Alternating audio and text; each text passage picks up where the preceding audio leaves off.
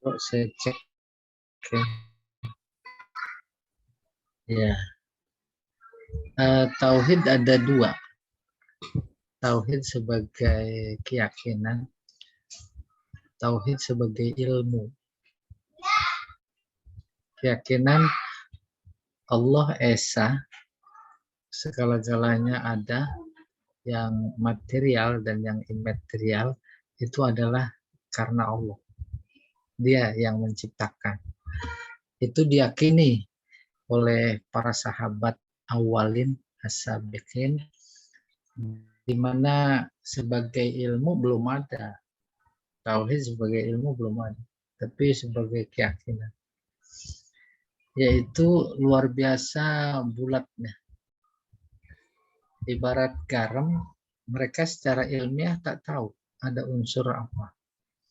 Ibarat gula, mereka tak tahu secara ilmiah ada unsur apa di dalam gula sehingga rasanya manis lalu garam asin. Itu. Tapi seiring dengan perjalanan waktu, maka terjadi fenomena sosial, bahkan politik, kenegaraan, yang membuat mereka membicarakan hal itu. Bagaimana pandangan Al-Quran. Itu cikal bakal munculnya ilmu, namanya ilmu tauhid.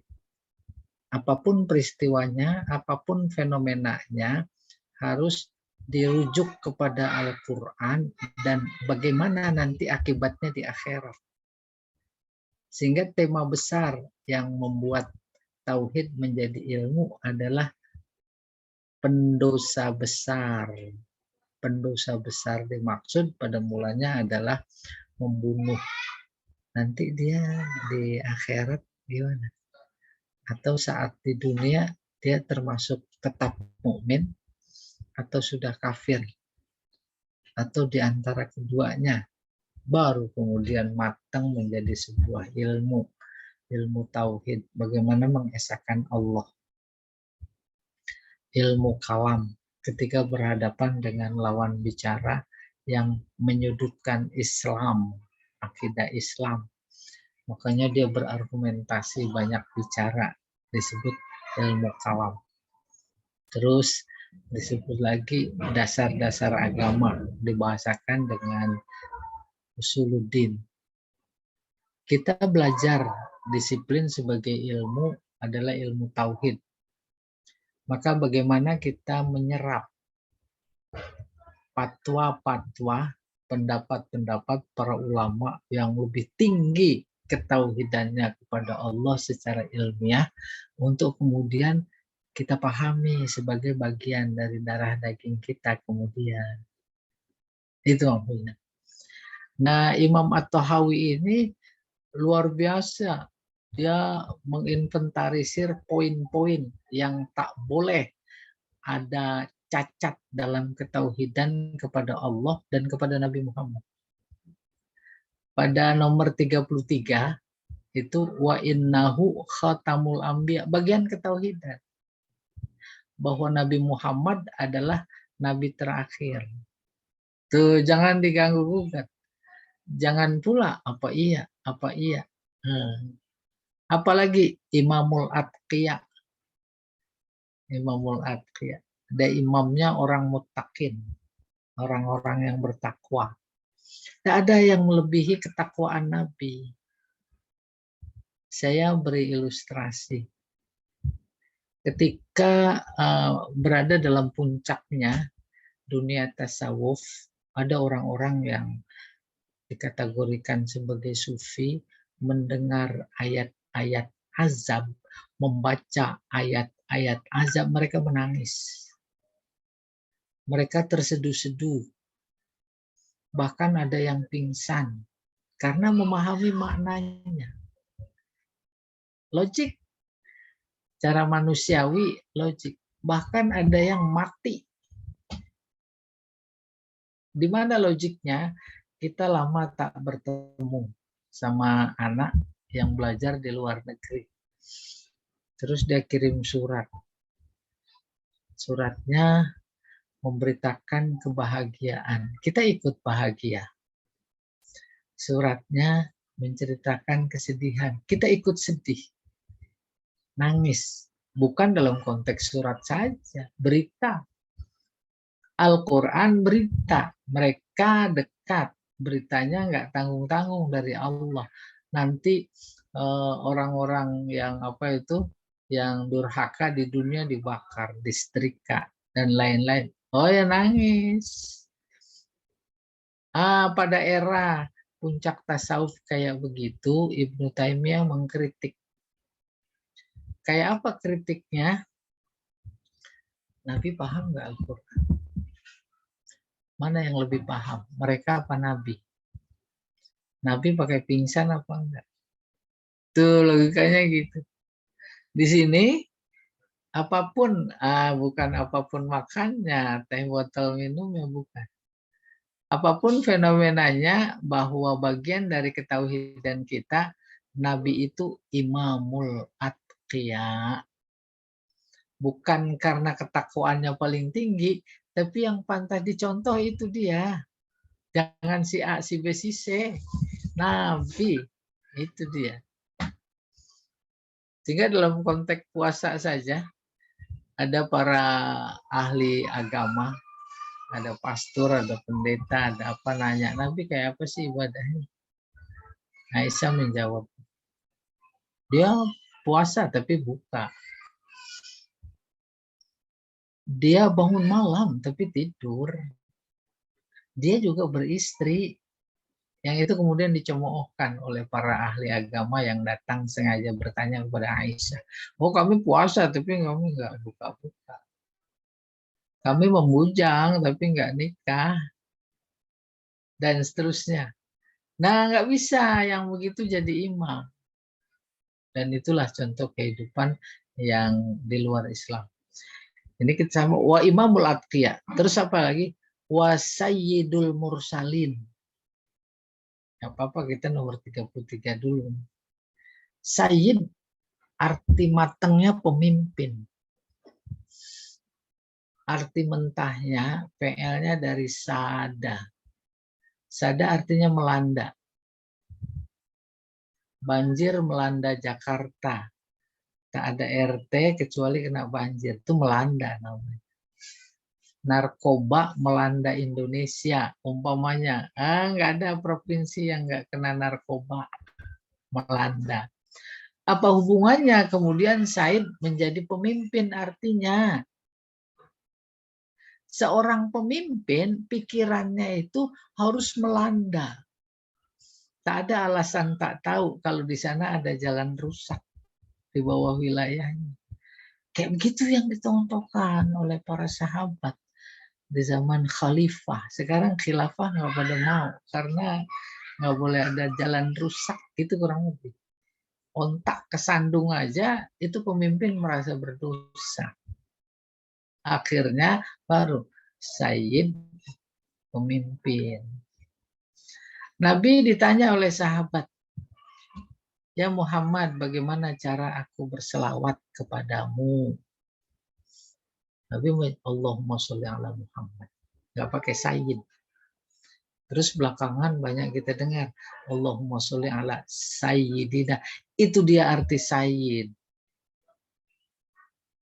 Kalau Nabi sendiri mencontohkan nggak pakai Sayyid, kan manusiawi. Saya ketemu seseorang, Pak Jamal. Belum kenal saya. Bapak nama siapa? Jamal. Dia nggak menyebut Pak Jamal. Terus saya yang dengar manggilnya Bapak. Kayak begitu, Sayyid. Nah ini ketemu kata Sayyidul Mursalin. Dari sekian para rasul, dia pemimpinnya. Karena dia menyempurnakan, karena dia membawa risalah yang paripurna. Rasul terakhir, nggak ada rasul lagi. Itu bagian akidah. Oleh karena itu, kalau nanti ada orang ngaku nabi, umpama ya, udah nggak usah kebakaran jenggot, biarin aja dia mau jungkir balik. Tugas kita memberi protek kepada umat gitu. Wa habibu rabbil alamin. Habib kata Imam Tahawi. Habib bermakna mahbub, yang dicintai, cinta sekali. Apalagi kemarin dalam tafsir surat Ad-Duha, dia yatim lalu diberi perlindungan. Dia miskin lalu dicukupkan. Itu kan cinta. Dia sesat, tak tahu syariat hukum, terus diberi petunjuk. Itu maksudnya kekasih. A kekasih B. Itu boleh dibandingkan. Maksudnya dianalogikan. Baru masuk 34. Wa kullu da'wan nubuwah ba'dahu. Nah, ini dia. Setiap pengakuan. Dakwah pengakuan. Pengakuan kenabian. Setelah Nabi Muhammad faghiyun wa hawa. Ghoy artinya bohong. Ghoy artinya main-main. Itu akidah. Ya. Adapun kemudian fenomenanya ada orang ngaku nabi kemudian menjadi heboh dan harus ditanggapi, umpamanya itu bukan berarti mempercayai dia nabi, tapi dalam rangka memprotek umat. Natalan itu haram sebenarnya nggak perlu dipatwakan. Tapi karena kondisi umat tidak sama, tidak rata kapasitasnya, maka yang pemimpin dalam hal ini majelis ulama umpamanya harus memberikan fatwa. Dalam rangka apa? Dalam rangka protek. Itu halal haram segala macam juga itu diberikan fatwa seharusnya nggak usah. Tapi dalam rangka memprotek. Hawa. Hawa itu keinginan, jadi nafsu. Hawa artinya ada dua. Pertama artinya turun atau berjatuhan. Wan najmi idza hawa, demi bintang nanti kalau pada jatuh. Ya. Itu bintang yang di atas jatuh luar biasa. Pokoknya semua bintang yang di pundak itu kalau jatuh juga luar biasa. Nggak jadi orang deh. Karena bintangnya udah jatuh. Ya dah? Itu. Yang kedua, hawa artinya nafsu. Hampir dipastikan kalau ada orang mengaku nabi itu nafsu. Nafsu jangan dibayangin kayak model orang lapar ngelihat nasi. Nasinya kebuli lagi. Dan nggak bisa ditahan. Bukan gitu. Ya. Dia melakukan satu ritual yang memang awalnya menyimpang. Terus dapat bisikan, dia ikutin, itu namanya nafsu, ngikut. Akhirnya bisikan semakin intens dan menambah keyakinan dia. Lalu dibisikin, kamu nabi, umpamanya begitu. Itu ngikutin, ngikutin nafsu. Nah, ini dalam konteks tauhid ini itu semua orang yang mengaku nabi, ada baca ri seperti di sini, itu adalah bohong besar. Jadi kalau ada di sekitar RT kita orang ngaku nabi umpamanya, ada 1-2 pengikut dan meyakininya, gampang ngetesnya. Mana wahyu yang diberikan kepadamu? Wahyunya bahasa Sunda. Karena kebetulan dia orang Bogor. Lah nggak mungkin. Ya, bahasa Arab. Padahal dia orang Bogor itu maksudnya. Oke, baru 35. Wa huwal mab'us ila ammatil jin. Jadi tauhid dari nomor 1 sampai nomor ini itu atau sebelumnya itu terkait Allah. Maka berikutnya ini sekarang terkait Nabi Muhammad. Karena tauhid menjadi cacat, tak sempurna, bisa jadi batal kalau hanya iman kepada Allah. Tidak iman kepada Nabi Muhammad. 2, yang menjadi satu kesatuan tauhid. Ya, dibuktikan dalam syahadat, dibuktikan dalam azan, dibuktikan dalam bacaan sholat, itu harus berdampingan dua. Bahkan ketika tidak mempercayai Muhammad, Rasulullah, hanya mempercayai Nabi, itu bahasa Al-Qur'annya iman kepada sebagian, kufur kepada sebagian. Itu sebagian disebutnya. Sebagian kayak mana? Bab dua hal yang tak mungkin dipisahkan. Bagaimana mungkin bisa percaya iman kepada Allah tanpa Nabi Muhammad? Tak mungkin. Dulu macam-macam yang kemudian pada titik itu sekarang kita menjadi berkata kalau ada yang kayak begitu aliran, udah kayaknya emang rekayasa. Dulu ada aliran namanya Inkarus Sunnah. Percayanya sama Al-Quran aja. Hadis nggak mau. Gimana itu? Sekarang udah hilang aja. Begitu rongrongan yang dihadapi oleh dakwah ini. Oke. Wa huwal mab'us ila amatil jin. Dia diutus bukan cuma manusia saja. Ini bagian dari ketauhidan. Tapi juga kepada jin. Mana lagi wakafatil waro. Waro itu artinya manusia. Manusia. Ya, berikutnya Pak Jamal.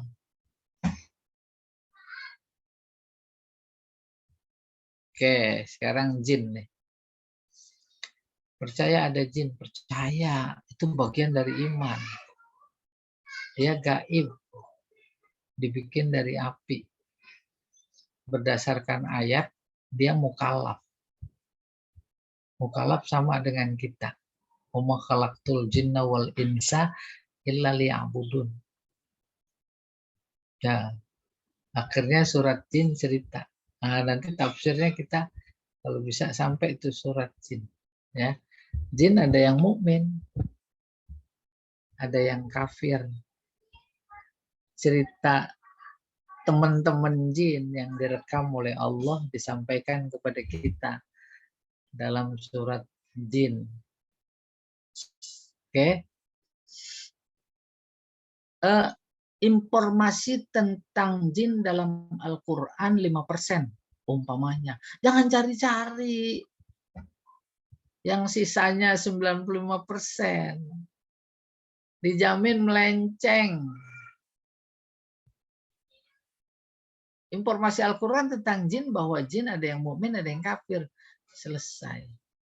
Kayak apa sholatnya, kayak apa puasanya, kalau buka pakai apa, kalau sahur pakai apa, itu tuh yang salah.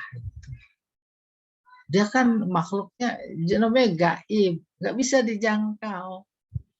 Yang bisa dijangkau hanya sebatas informasi, baik dari Allah maupun dari Nabi. Di Mekah itu ada tempat namanya Mahbas Jin. Mahbas artinya penjara. Karena memang dalam konteks dulu dakwah Nabi, di situ banyak jin. Nabi ngomong aja ceracas-cerocos, berdakwah ngeluarin ayat. Sahabat tanya, ya Rasulullah, engkau lagi ngomong sama siapa? Nabi jawab, sama jin. Nggak kelihatan dia, kamu mau ngelihat? Dikasih ngelihat. Akhirnya teriak-teriak, udah. Jin makhluk multidimensi. Dia kan tak bertubuh, dibikin dari api. Bisa membentuk dirinya sesuai dengan keinginannya, diberi potensi itu oleh Allah. Iblis itu jin, kana minal jinni, fa fasaqa an amri rabbih. Dia bisa bentuk kucing, bisa bentuk ini, bisa bentuk jadi membonjol sorban. Makanya kalau mimpi ketemu Imam Bonjol, tunggu dulu. Ya, kadang suka kita dengar begitu. Ya, Nabi diutus juga kepada mereka. Kepada semua manusia. Bil haq. Bil haq membawa yang benar dan dengan benar. wal huda, membawa petunjuk, wabin nur, kata lain petunjuk, wabdia, kata lain nur. Ya, mereka juga nggak tahu ini benar apa salah, ini hak apa batil. Terus datang Nabi, mereka menjadi diberitahu. Tuh, oke, bisa berkomunikasi. Nah, ini urusan Pak Sukoco. Kalau soal berkomunikasi sama jin. Nah, kalau saya bisa komunikasi sama jun. Nah, kan ada jin, jun. Saya bisa komunikasi sama penjahit jin, Pak. Itu di Bandung. Di Bandung itu ada pusat jin. Apa namanya, Bu, di Bandung itu? Iya. Nomor 36 sekarang. Wa innal Qur'an kalamullah. Al-Quran kalamullah, bagian dari akidah. Jangan coba-coba ragu, apalagi apa iya, apa iya, apa iya. Emang Al-Quran bahasa Arab, emang Allah bahasa Arab. Gitu. Emang Allah kata-katanya bersuara. Emang Allah kata-katanya berhuruf. Padahal dia berbeda. Nah, harus ditelusuri. Tugas kita hanya mengimani Al-Quran kalamullah. Kemarin lagi belajar tafsir Ad-Duha itu menegaskan. Ketika wahyu terputus, mereka girang, nyukurin, ngatain Nabi, rasain putus. Itu aja udah menunjukkan. Bahkan ada seorang penulis namanya Taqiyuddin An-Nabhani membantu kita berlogika membuktikan bahwa Al-Quran itu kalamullah. Apa itu? Cuma ada 3 statement yang bisa dihadapkan kepada Al-Quran. Pertama, dia kalam Allah. Kedua, kalam Nabi Muhammad. Ketiga, kalau enggak, kalam orang Arab. Kita tuduh Al-Quran kalam orang Arab. Emang hurufnya, struktur kalimatnya, dan semuanya Arab. Batal, kata Taqiyuddin. Karena orang Arab sendiri ditantang.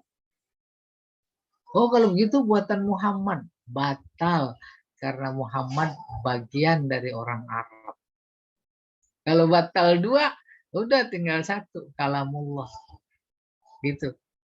Sebab nggak mungkin kita nuduh kalam orang Inggris. Orang bahasanya Arab kok. Minhu bada bila kaifiyah kaulan. Minhu. Hu-nya dari Allah. Ke Allah. Dari Allah. Bada muncul. Fa'ilnya huwa, kembali ke Al-Quran. Al-Quran itu muncul dari Allah gitu. Bila kaifiyah, tanpa cara. Kaulan. Apalagi cara berkata.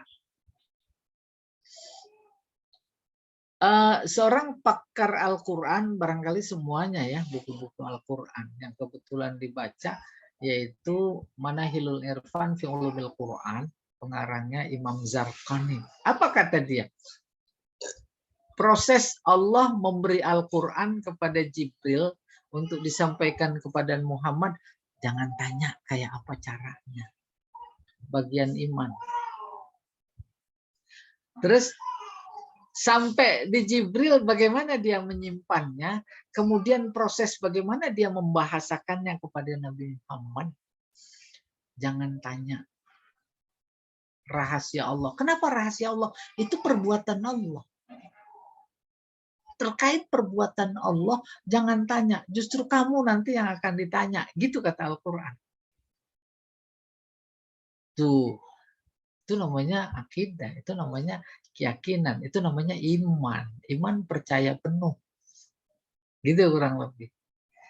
Udah, sampai Nabi Muhammad, notabene dia adalah orang Arab, kemudian harus disampaikan dan dipaham oleh objek dakwahnya, nggak mungkin dong pakai bahasa selain bahasa Arab. Itu.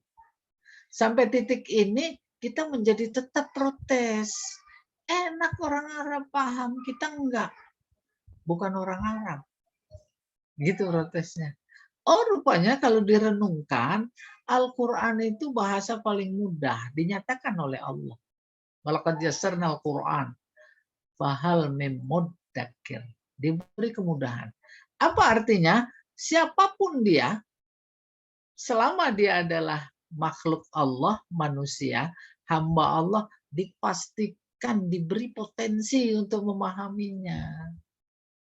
Menjadi prihatin kalau ada hambanya orang Allah, hamba Allah, katakan manusia yang merasa saya susah memahami bahasa Arab. Nah, itu segera dibimbing ke LBIK maksudnya. Itu tugas Pak Jamal ya, biarin dia pasang iklan ke sono sini supaya ada KLBIK. Pak Jamal. Iya. Dan dianterin itu kurang lebih. Nah, akhirnya yang udah kenal bahasa Arab udah nggak bisa pisah. Tanya kalau nggak percaya Pak Sukoco. Dia udah mimpinya aja pakai bahasa Arab. Ya, ngomong Arab. Tapi nggak ada yang tanya terus itu gimana? Masya Allah. Beliau itu sedikit-sedikit udah berdakwah. Ya. Iya. Dakwahnya pakai konten, Ustaz.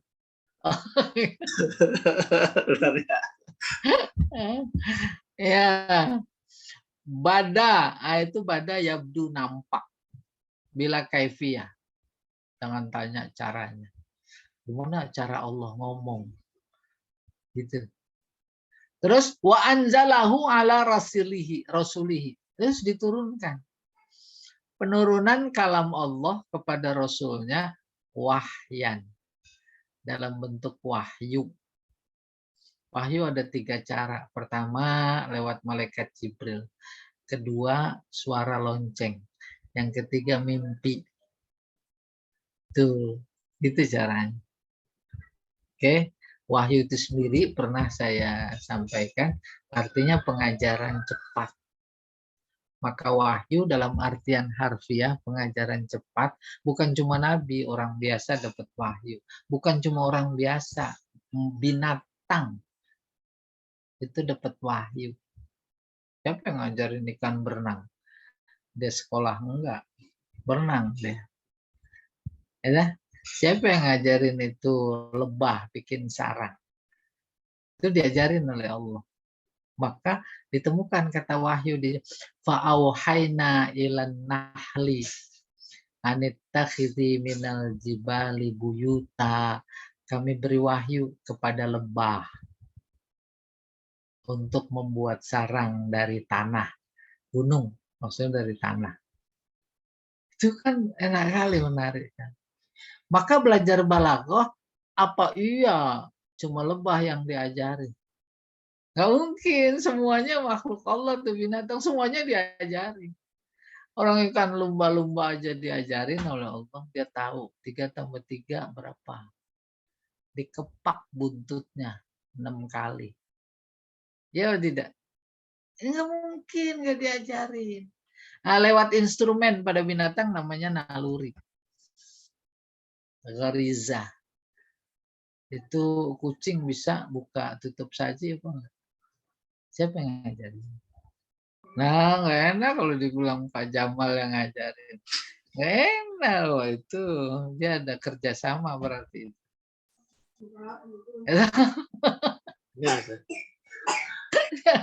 Diajarin semua. Bagaimana seekor induk ayam dia menjaga merawat anaknya. Ya, itu ilmu. Ya. Oleh karena itu ketika ayatnya berbunyi wa'allama Adam, bukan cuma Adam yang belajar. Semuanya. Siapa yang mau membantah itu? Iya. Anzala ala rasulihi wahyan. Itu arti wahyu. Oke. Wasaddaqahul mu'minun. Maka sikap orang mukmin dalam konteks bagaimana kita bertauhid, itu tugasnya cuma satu, sodako. membenarkan, percaya. Nabi Isra Mi'raj turun, dikumpulin orang-orang semuanya. Ayuhan nas ini di Bukit Sofa. Sampai berita itu kepada Abu Lahab. Abu Lahab malas-malas, ini Muhammad bikin ulah lagi. Apaan sih? Dengan malas-malas datang juga. Udah datang cerita, dia baru pulang dari Masjidil Aqsa. Terus ke langit 1, 2, 3, 4, 5, 6, 7 sampai ke Sidratul Muntaha. Udah sebel banget si Abu Lahab. Ada beberapa sahabat, orang pada musyrikin Mekah yang pengen tahu juga. Coba ceritain kayak apa Masjidil Aqsa. Datang Jibril, kasih gambar di kelopak mata Nabi. Berapa jendelanya, gitu kurang lebih. Terus ada lagi yang ngetes. Kamu bisa ke sana naik apa? Coba angkat kakimu sebelah. Terus angkat satu lagi. Jatuh. Nggak bisa. Bagaimana mau ke sana? Perjalanan normal waktu itu Masjidil Haram ke Masjidil Aqsa antara 30-40 hari pakai kuda atau onta. Dia cuma sekejap. Abu Lahab dengar kayak begitu, teriak, "Tabban laka ya Muhammad. Alihadza jama'tana?" Celaka engkau Muhammad. Apakah engkau kumpulkan kami hanya untuk sekedar dengar cerita bohong, gitu kurang lebih. Turun ayat. Tabbat yada abi lahabi watab, ma'agna, dan seterusnya. Iya, habis itu emang istrinya itu door to door dakwah. Jangan percaya, jangan pada kumpul, gitu. Ya, tugas kita bahwa Al-Quran diinformasikan wahyu dari Allah udah cuma membenarkan. Ala dalika haqqan. Haqqan itu maf'ul mutlak. Tasdiqon haqqan. Naib maf'ul mutlak. Wa aiqanu, dan meyakini si mukmin annahu kalamullah ta'ala bil haqiqah. Itu kalam Allah. Sebab ngetesnya tadi. Kalam siapa kalau bukan kalam Allah? 37, Al-Quran laisa bimakhluk kakalamil bariyah. Nah, ini perdebatan sengit. Ini kelihatan di sini sunni. Kalau kata Mu'tazilah, kalam yaitu Al-Quran itu makhluk. Maka Imam Hanafi apa Imam apa ya, Hambali, saya lupa. Yang berkeyakinan berbeda dengan keyakinan penguasanya Mu'tazilah, akhirnya dibunuh, dipenjara, dibunuh. Karena berkata bahwa Al-Quran bukan makhluk. Logikanya begini kalau menurut Mu'tazilah. Al-Quran belum turun. Karena Nabi Muhammadnya belum ada. Nabi Muhammadnya sebagai penerima Al-Quran, dia belum lahir, belum ada. Pertanyaan, Al-Quran udah ada apa belum? Gitu. Kalau Mu'tazilah bilang belum ada dong, Nabi Muhammad ada, belum ada. Maka kemudian ada Nabi Muhammadnya sebagai penerima Al-Quran. Baru dibikin Al-Quran. Proses bikinnya ya lewat berkata. Itu dia Mu'tazilah. Yang digelari sebagai aliran rasional. Maka kesimpulannya Al-Quran itu makhluk. Dia diciptakan.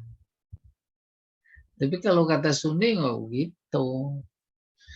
Betapapun Nabi Muhammad belum ada, Al-Quran sudah ada. Sudah ada. Itu diterangkan dalam surat apa itu? Al-Buruj ya. Bal huwa Qur'anum majid. Fi lauhim mahfuz. Sudah ada. Tuh. Nah, kemudian ini disebutkan laisa bimakhluk menurut Sunni. Al-Quran bukan makhluk. Dia sifat. Sifat siapa? Sifat Allah. Sifatnya ada sejak Allah ada. Dan adanya Allah tak bermula. Nah, itu. Karena dia sifat seperti sifat-sifat yang lain. Maka dalam sifat 20 itu ada disebut kalam. Jud qidam baqa mukhalafatul lil hawadisi qiyamuhu bi nafsihi qadirun mutakallimun. Tuh. Ada sejak Allah ada. Gitu kurang lebih. Lekat. Dan sifat-sifat yang lain itu juga ada semua. Dibantah lagi sama Mu'tazilah. Sifat-sifat Allah yang 20K, yang 99K itu lekat pada dirinya. Allah itu qadim, oh berarti sifat-sifat itu qadim dong. Iya. Kalau sifat-sifatnya juga qadim ada 99, yang qadim adalah cuma Allah. Oh berarti ada banyak yang qadim, banyak Allah. Banyak yang qadim kan ta'adudul qudama, oh berarti musyrik. Dibantah oleh Sunni. Enggak begitu. Si A pada saat yang sama dia insinyur. Dia juga punya disiplin lain. Dia dokter. Dia juga gubernur. Dia tetap satu. Ngapa harus dibahasakan sama? Gitu kurang lebih. Nah, dalam konteks ini nomor 37 mana dia tadi? Kalamullahi ta'ala bilhaq. Laisa bimakhluk. Kakalamil bariyah. Seperti kalam kita. Maka kemudian Sunni memberikan teori. Kalam itu ada dua. Kalam nafsi dalam jiwa. Kalam lafzi setelah diucapkan. Si A atau kita mau ceramah besok maulid itu sebelum naik mimbar satu malam udah siap-siap ada di dalam jiwa kita besok mau bilang apa. Kayak begitu Al-Quran saat belum diturunkan. Baru kemudian di atas mimbar dia keluarin kayak begitu saat diturunkan. Nah, jadi Sunni teorinya begitu. Oke. Faman sami'ahu faza'ama annahu kalamul bashar faqad kafar. Siapa mendengar Al-Quran lalu dia mengaku, menuduh itu kalam manusia, faqad kafar, sungguh kafir. Oh, kalam Allah dibilang kalam manusia. Oleh karena itu ada hubungan erat dengan yang pernah saya katakan. Al-Quran memang menginformasikan bahwa Al-Quran itu berbahasa Arab. Inna anzalnahu Qur'anan Arabiyya. Berbahasa Arab. Hurufnya huruf Arab.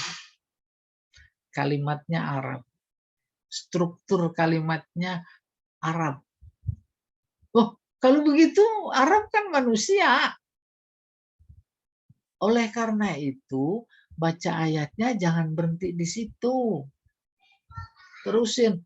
La'allakum ta'qilun. Tuh lengkapnya. Inna anzalnahu Qur'anan Arabiyya. La'allakum ta'qilun.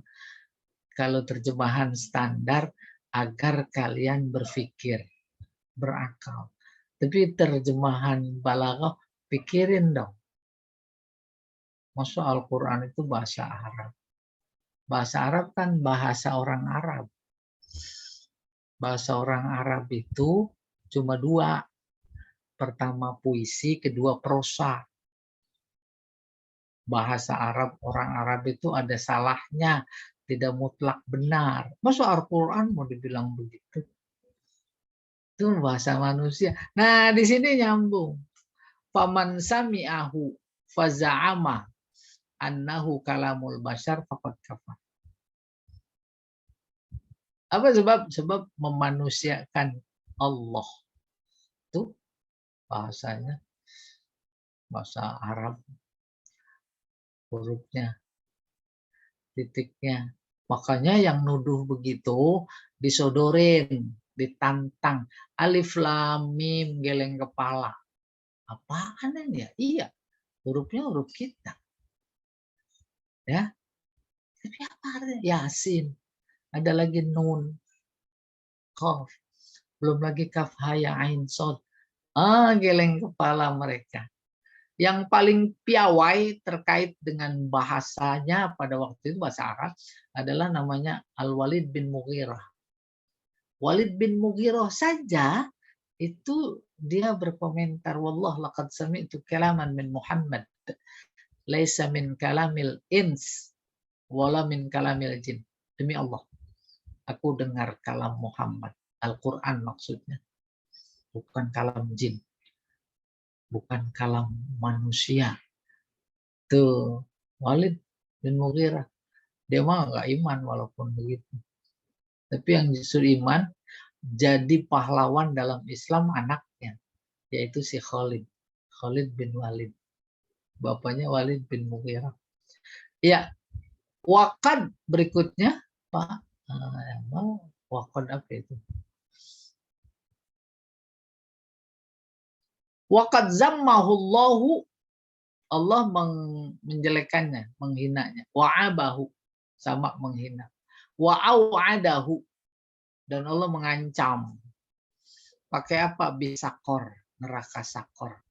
Hai suqala ta'ala sa'uslihi sakor. Usli artinya akan saya jeblosin. Saya masukin ke dalam sakor. Kalau ada orang yang menuduh itu kalam manusia. Falamma au'adallahu bisakar liman qala, ketika Allah mengancamnya dengan neraka sakor bagi orang yang berkata in hadza illa qaulul basar, innya nafi, tidaklah ini kecuali kata-kata manusia, alimna, kita yakin, ayakonna, sama yakin, annahu qaulu khaliqil bashar, bahwa dia adalah kata-kata pencipta manusia. Wala yusbihu qaulal basar, otomatis tidak sama dengan kata-kata manusia. Agak unik, agak susah. Di satu sisi Allah menyuruh kita paham kata-katanya. Sisi lain itu bukan kata-kata manusia. Tapi dia pakai, dia bungkus, ya, dia bungkus dengan bahasa manusia, hurufnya, kalimatnya, struktur kalimatnya, gitu kurang lebih. Oleh karena itu ketika belajar ilmu ma'ani, saya memberikan ilustrasi. Al-Quran itu bukan lafaznya, tapi maknanya. Makna artinya maksud. Bismillahirrahmanirrahim. Apa maknanya? Itu dia petunjuk. Alhamdulillahirrabbilalamin. Apa maknanya? Itu dia petunjuk. Itu kurang lebih. Ya. 39. Waman wasafallaha bima'nan min ma'anil bashar. Siapa yang memberikan sifat kepada Allah dengan makna-makna manusia, makna-makna yang ada pada makna manusia. Paham? Allah Rahman apa tidak? Rahman. Allah punya sifat sayang atau tidak? Loh, kita juga punya. Maka pada titik kita juga punya. Terus ada rasa menyamakan. Itu ini yang dimaksud. Waman wasafallaha bima'nan min ma'anil bashar faqad kafar. Sungguh kafir. Udah semakin susah. Saya beri contoh ayatnya yang dulu juga pernah. Allah nggak serupa dengan apapun, dengan siapapun, segede apapun, sekecil apapun. Maka ayatnya laisa kamislihi, udah kamisli lagi. Syai'. Tak ada satupun yang serupa dengannya. Jangankan serupa dengannya, serupa kepada yang mirip kepadanya, andai kata ada mirip, itu juga enggak. Kalau kajian teologi juga, jangan berhenti di situ. Berikutnya, wa huwas sami'ul basir. Dia maha mendengar, lagi maha melihat. Ketika laisa kamislihi syai', itu ayat namanya tanzih. Membersihkan Allah dari sifat-sifat keserupaan dengan makhluknya.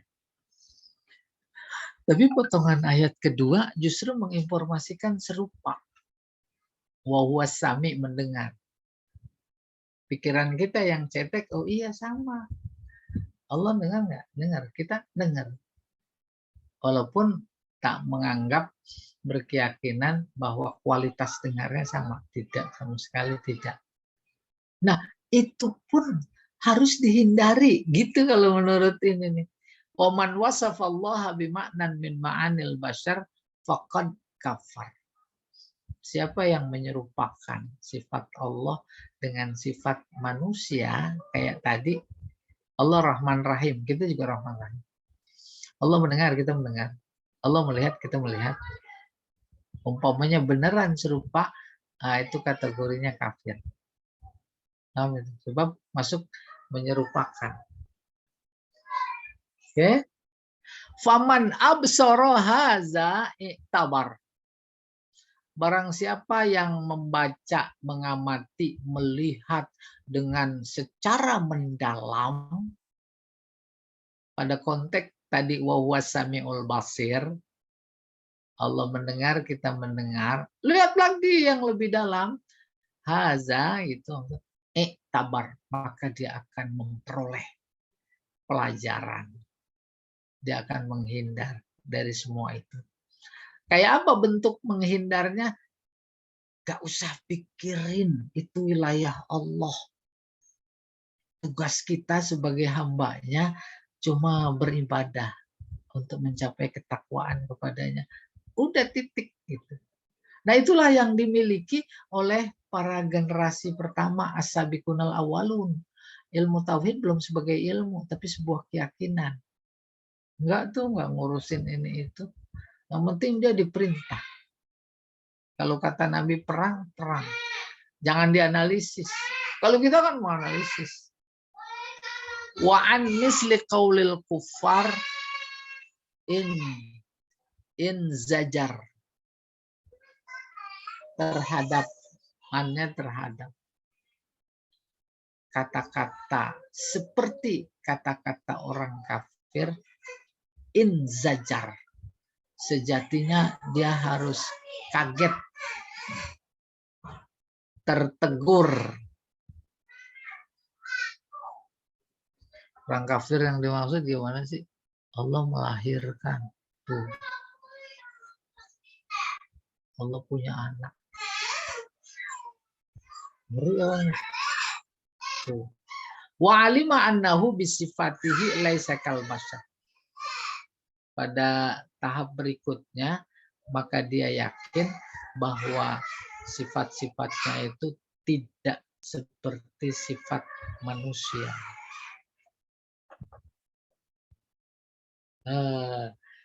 Semakin jelas terasa bahwa itu namanya akidah. Akidah ikatan. Kita diikat. Ini boleh, ini nggak boleh. Terkait Allah, terkait Nabi Muhammad. Oke, yang ke-40. Warru'yatu haq li ahlil jannah.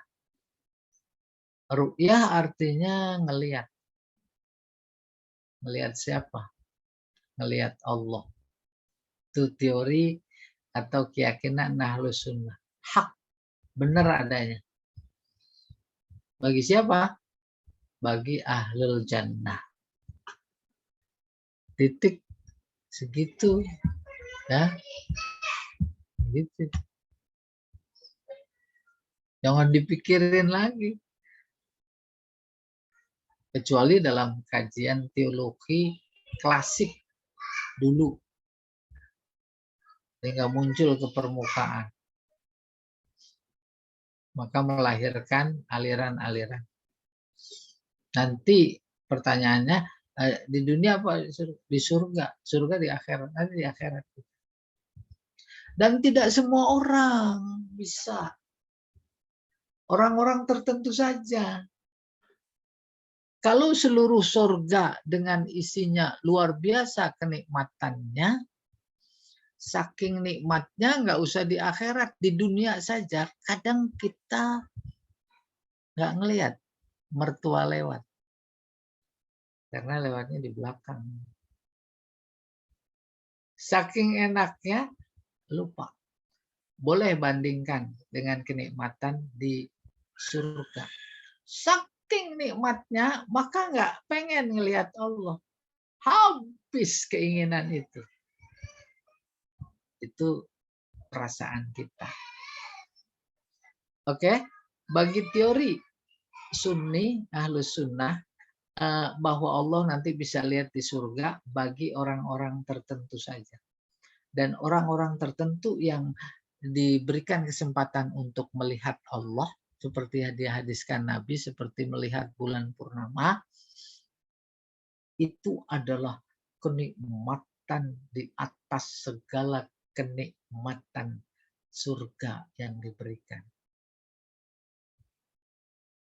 Paham? Saking nikmatnya surga, maka lupa akan Allah. Tetapi ketika diberikan kenikmatan, yaitu melihat Allah, maka lupa kenikmatan surga. Tinggal rasa-rasa. Mana yang lebih nikmat? Kayak begitu namanya ilmu kalam. Ngomong mulu kerjaan. Kembali, warru'yatu haq li ahlil jannah. Bighairi ihatah wala kaifiyah. Tanpa batasan ihatah. Paham maksudnya tanpa batasan? Kalau Mu'tazilah memang dasarnya rasio, dia membantah hal ini. Oke, Allah bisa dilihat. Dilihatnya di mana? Di depan, tentu dong. Berarti di belakang nggak ada. Karena dia lagi ada di depan. Samping, kiri, kanan berarti nggak ada. Itu logika dia. Nah ini dijelaskan. Ar-ru'yatu haq li ahlil jannah. Benar adanya bagi penduduk surga, bighairi ihatah, tanpa tempat. Tetap bahwa eksistensi Allah sebagai Tuhan, dia tak perlu tempat waktu di dunia, demikian juga di akhirat. Tuh ghairi ihatah. Ihatah pada mulanya artinya melingkupi. Melingkupi itu adalah ruang. Ada depan, ada belakang, ada kiri, kanan, atas, bawah. Ini bighairi ihatah. Wala kaifiyah. Tanpa cara. Tuh. Susah apa gampang. Karena memang medannya akidah. Yakin. Kamana taqobihi kitabu rabbina. Hal itu Allah sendiri ceritakan dalam kitabnya. Wujuhu yawma idzin nadhirah. Pada saat itu wajah-wajah terbelalak. Ceria. Kenapa? Ila rabbiha nazir. Karena wajah itu melihat rabbiha, Tuhan mereka. Ayatnya ini, Mu'tazilah juga ayatnya ini, tapi cara memaknainya. Kalau Sunni memaknai dihubungkan dengan hadis, nanti kalian akan melihat Allah seperti kalian melihat bulan purnama, maka melihat apa adanya. Tapi kalau Mu'tazilah, nazirah di sini bukan ilah, bukan huruf jar. Ilah itu isim, jamaknya ala. Di Al-Quran surat Ar-Rahman, fabi ayyi ala, itu ala isim, artinya nikmat. Jadi yang dilihat oleh wajah-wajah pada saat itu di surga bukan Allah, tetapi nikmatnya. Tuh, nikmat yang mana kita tidak tahu. Kayak begitu Mu'tazilah memaknai, dan utamanya Zamakhsyari memaknai ila rabbiha. Ila rabbiha maksudnya nikmat Tuhan. Jadi yang dilihat nikmatnya, bukan Allah. Wa tafsiruhu ala ma aradahullahu ta'ala wa ilmu. Ini wa alimah. Baru Sunni itu cenderung terhadap ayat-ayat, ini namanya ayat mutasyabihat. Ayat mutasyabihat, ayat interpretable. Dia cenderung menyerahkan persoalannya kepada Allah. Tafsirnya yaitu sesuai dengan apa yang Allah kehendaki dan Allah ketahui. Terkait dengan wujuhu yaumaidin nadhirah ila rabbiha nadhirah. Kesimpulannya, informasi ini benar adanya, yaitu bahwa nanti ahlu surga melihat Allah. Soal bagaimana, soal kaifiyah, urusan Allah.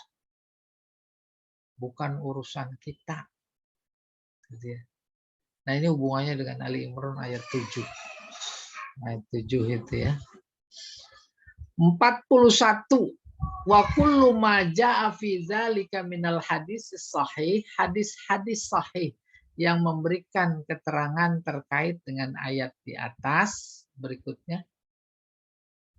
Nah, yaitu anir Rasul sallallahu alaihi wasallam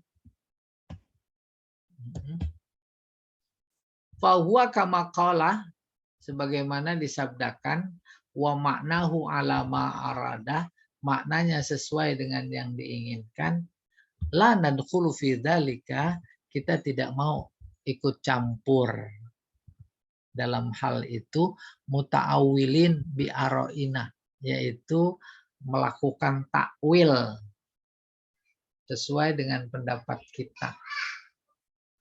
Nah, kalau Mu'tazilah karena rasional, dia takwil-takwil yang kesimpulannya menolak. Wala mutawahimin bi ahwaina, dan kita tidak mau menduga-duga dengan keinginan nafsu kita. Itu terkait Allah bisa dilihat, itu terkait akidah. Jangan bicara bagaimana cara ngelihatnya, wallahu a'lam bishawab. Ya, silakan Pak Jamal. Barangkali ada yang mau nambahin. Baik, terima kasih Ustadz atas pemaparannya pada pagi hari ini. Bagi Bapak dan Ibu yang ingin bertanya terkait tema kita, dipersilakan. Masih ada beberapa waktu lagi, sekitar 10 menit lagi untuk menyiapkan pertanyaan. Iya, Padat, saya rasa sudah padat, sudah 10 poin kurang lebih. Kalau sampai 11 poin jadi ganjil. Ditunggu sampai kapan? Silakan Pak Sukoco. Enggak, ibu-ibu itu dulu yang lain. Oh, Bapak-bapaknya baik. cuma saya doang nih muridnya. Ini rival Pak Sukoco tidak hadir Pak ya, Haji Edi. Pak Sukoco mewakili semua. Oh iya, berarti dia kepala suku ya. Suku. Enggak, kan belum dibenum. Jadi itu saya tanya tadi di poin 3. Bahwa Al-Quran itu sebenarnya makhluk ya. Tadi kan di poin keberapa tadi saya katakan? Iya. Laisa bimakhlukin katalah minal barriyah. Maksudnya Al-Quran itu tetap makhluk, tapi tidak seperti kalam manusia gitu. Poin yang tadi. Jadi kalau teori Sunni malah Al-Quran bukan makhluk, laisa bimakhluk. Gitu, ya. Tapi kalau teori Mu'tazilah itu makhluk. Itu. Dan memang ditelusuri terus, kita dalami lagi. Yang Al-Quran itu bukan yang fisik itu. mushaf itu, bukan. Maka kalau sudah sampai tingkat itu terserah tuh Al-Quran mau dibakar kayak mau dikencingin kayak umpamanya. Dia mah tetap Al-Quran, masih ada isinya. Cuma kalau yang begitu didiamin, terus strata keilmuan umat tidak sama rata, ada orang yang tersinggung, kan logik juga. Jangankan Al-Quran, bendera aja dirobek-robek. Oh, sejatinya bangsa ini marah. Apalagi didampingin sama bendera yang lain, merah putih lebih pendek tiangnya. Terus nggak marah sekarang mah. Emang dia yang ngasih duit bikin bikin jalanan gitu. Kalau mau marah ntar nggak dikasih duit lagi. Udah kayak begitu kondisinya. Kembali ke persoalan peci itu. Peci kita diinjak-injak marah nggak? Marah. Kalau ada kepala kita di situ, Ustaz. Iya, gitu logikanya. Iya. Tapi dipinjam boleh. Jadi kalau tadi, kalau teori Sunni jalan keluarnya kalam ada dua, ada kalam nafsi, ada kalam lafzi. Itu yang diturunkan kepada Nabi Muhammad dicetak banyak tuh kalam lafzi. Kalam nafsi itu maknanya. Ilustrasinya kayak kita besok mau ceramah atau ntar mau ceramah. Itu yang akan kita ucapkan nanti udah ada poin-poinnya di dalam pikiran kita. Itu namanya kalam nafsi. Nah, kalam nafsi itu kalam Allah. Kalam Allah itu qadim. Ada sebelum diturunkan. Cuma memang menjadi luar biasa unik. Ya. Di sana berarti udah ada tabat dong. Sebelumnya. Udah ada iya, udah ada Fir'aun. Berusul diutus, berarti sudah ada cerita itu. Udah ada. Tuh unik. Memberikan informasi keunikan yang ada dalam berpikiran itu, bahwa ini memang medannya bukan medan pikiran. Medan keyakinan, akidah, tauhid. Udah kita percaya aja mau. Itu kurang lebih. Ya walaupun barangkali para profesor mah bisa mengurai benang kusut, ya. Gitu. Ngapain kalau kita kan disuruh ibadah aja, udah beres. Liya'budun maknanya liwahidun. Liwahidun juga maknanya liya'rifun. Allahu a'lam bishawab. Jadi saya tekankan lagi Ustaz, ini kan Ya. menurut Sunni bahwa laisa dimakhlukin kakala al-bariyah. Berarti poinnya berarti Quran ini bukan makhluk, atau poinnya adalah Quran ini tidak sama seperti kalam Allah, gitu. Poinnya, poin nomor Bukan tidak sama dengan kalam Allah. gimana ini? Ketika kita menyebut Al-Quran, maka yang ada dalam pikiran kita yang mana? Apa itu yang di lemari? Bukan sih. Nah, itu dulu didudukkan. Apanya kalau gitu maknanya? Mana yang dimaksud? Iya, maknanya. Dia mah nggak pernah hilang walaupun itu dibakar semuanya. Itu di mana, di Swedia apa di mana itu? Yang mau dibakar secara resmi oleh pemerintah, mobil polisinya yang angus. Dicondet itu Ustaz. Ini udah isyarat Pak Jamal pengen kecondet lagi. Biasa. Ustaz, kalau gitu paham Mu'tazilah itu bisa-bisa sesat juga ya Ustaz ya? Pada hal-hal tertentu memang oleh lawan berpikirnya itu dianggap sesat. Gitu. Dan secara akademik itu mah biasa. Biasa. Pokoknya ada tokoh Mu'tazilah namanya Zamakhsyari. Tafsirnya itu dia, Al-Kasyaf. Sementara di komentari Komentatornya itu orang dari Sunni namanya Ibnul Munayir. Yang di tengah bukunya itu tafsir, di tengah itu tafsiran Mu'tazilah, terus di pinggirnya itu komentator namanya Syarih, bahasa Arabnya Ibnul Munayir, orang Sunni. Apa kata dia ketika menafsirkan ayat tadi? Itu apa itu? Wujuhu yaumaidin nadhirah ila rabbiha nadhirah. Dia ceritakan pendapat si Mu'tazilah. Lalu komentarnya apa? Nih, di sini sesatnya. Nih, di sini kafirnya. Bagi kita sebagai konsumen ilmu, ya senang-senang aja kita tangkap sebagai ilmu. Iya. Iya, hakikatnya nanti Allah yang memutuskan. Bahkan teori dia nanti bukan di akhirat, bukan surga sama neraka. Antara surga sama neraka ada tempat, yaitu orang-orang yang waktu di dunia kafir enggak, iman enggak. Tuh.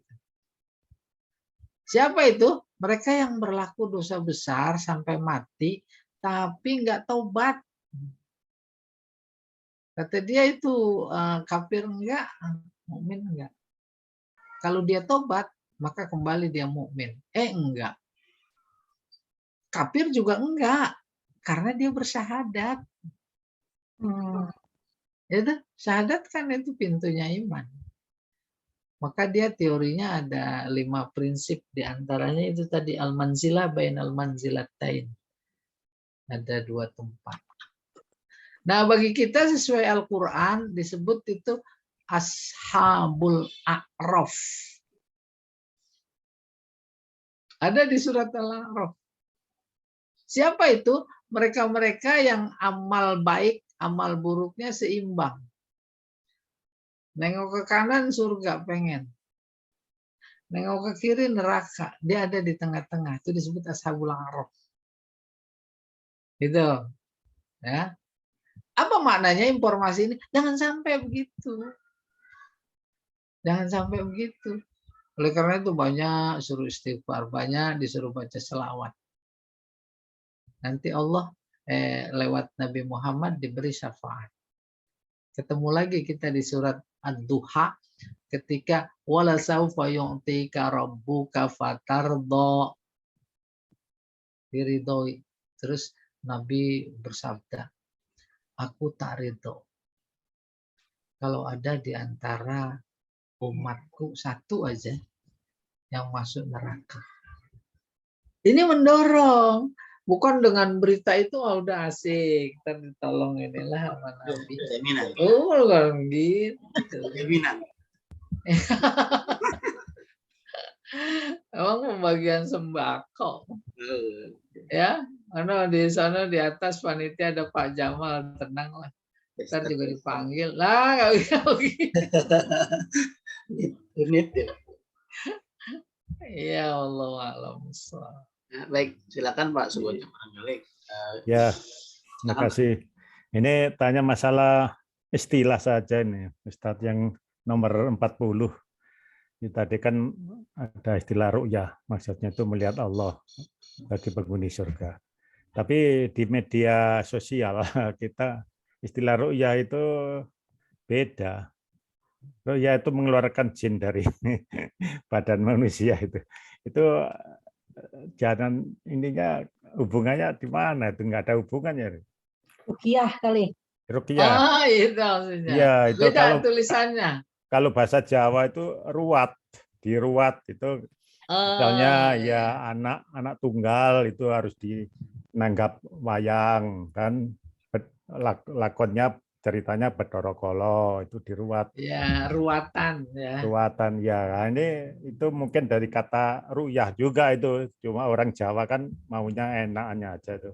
Nah, ruyah dengan ru'ya yang ini nomor 40 itu nggak ada hubungannya, Ustaz? Nggak ada. Karena memang kalau ditulis beda. Ru'yah melihat. Kayak model kalau pemerintah NU notabene menentukan awal Syawal dengan melihat bulan, itu namanya ruqyah. Kalau ada orang kemasukan jin atau lain, itu namanya ruqyah, pakai qaf. Oh, pakai kof ya, bukan pakai. Iya, Ya, ya, ya, ya. ruqyah. Sementara kalau ruwat dari rawi. Rawi itu menuturkan, meriwayatkan. Maka dalam cerita tanggapan itu dia harus menuturkan kurang lebih napak tilas sejarah kehidupan.